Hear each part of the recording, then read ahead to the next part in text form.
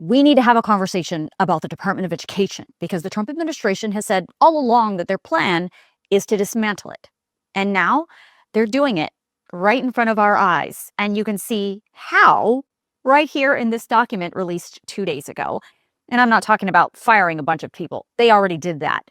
This is way more than that. Now, before I get into that document, you need to understand, regardless of how you feel about the Department of Education, the facts are this. The Department of Education is a federal department created by law passed by Congress in 1979 and signed by then President Jimmy Carter, making it a cabinet-level agency. But the real story is the U.S. government has been involved in the education of our young people long before 1979.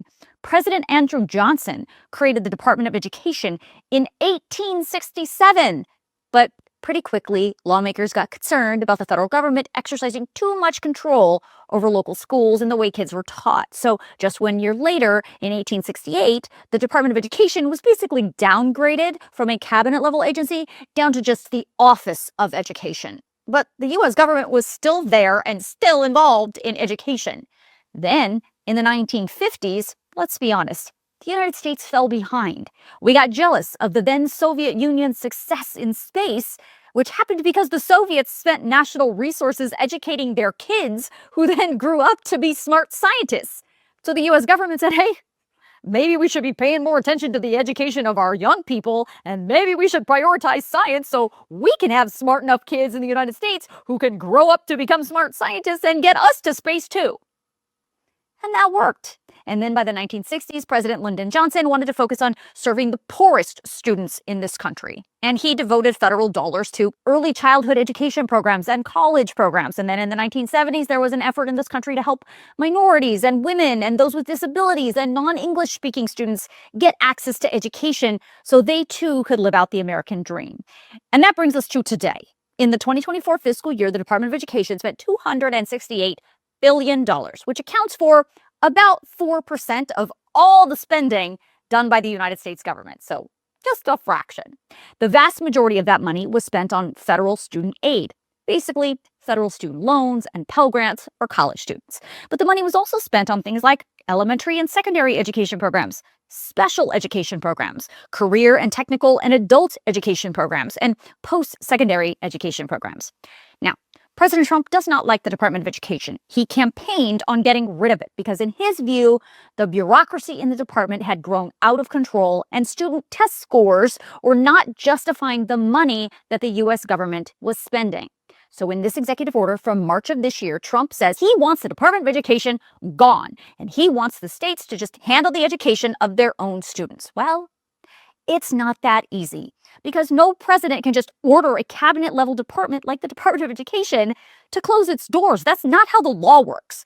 So instead, the Trump administration, with the help of Education Secretary Linda McMahon, is technically keeping the doors open and the lights on, but at the same time, beginning the process of dismantling the department from within, while still maintaining some oversights of the programs it's offloading. Clever. And that brings me to this document I mentioned at the beginning of the video. In it, the Education Department is not being shy about telling you exactly how they're dismantling the Department of Education. They're basically breaking off pieces of it and handing those pieces and responsibilities to other cabinet-level departments, which the Education Department says they can legally do through the interagency agreement framework outlined in the Economy Act of 1933. That law allows the head of an agency, like the Secretary of Education, to place an order for service from another government agency. So, in this case, when it comes to your elementary or high school students, Secretary McMahon is placing an order with the Department of Labor to administer lots of federal programs intended for your kindergartner through 12th grader, because she says the Department of Labor would be better equipped to prepare students for today and tomorrow's workforce demands. But that's not all. Secretary McMahon has placed lots of other orders with the Departments of Interior and Health and Human Services and State to offload other important education programs too.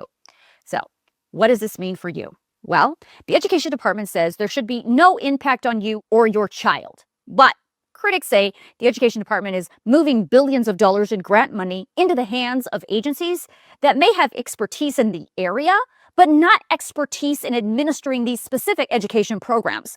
Other critics say that these moves will absolutely disrupt the programs for your students and for other vulnerable students. Now, it's important to know, at least for now, the student loan program, programs for students with disabilities, and the department's Office of Civil Rights will stay in the jurisdiction of the Department of Education. They will continue to administer those programs, but Secretary McMahon has suggested that even those programs could be offloaded to other departments. So if you want to read more about these moves by Secretary McMahon, I'm going to email the document out to you in my Facts HQ email tonight, so make sure you sign yourself up.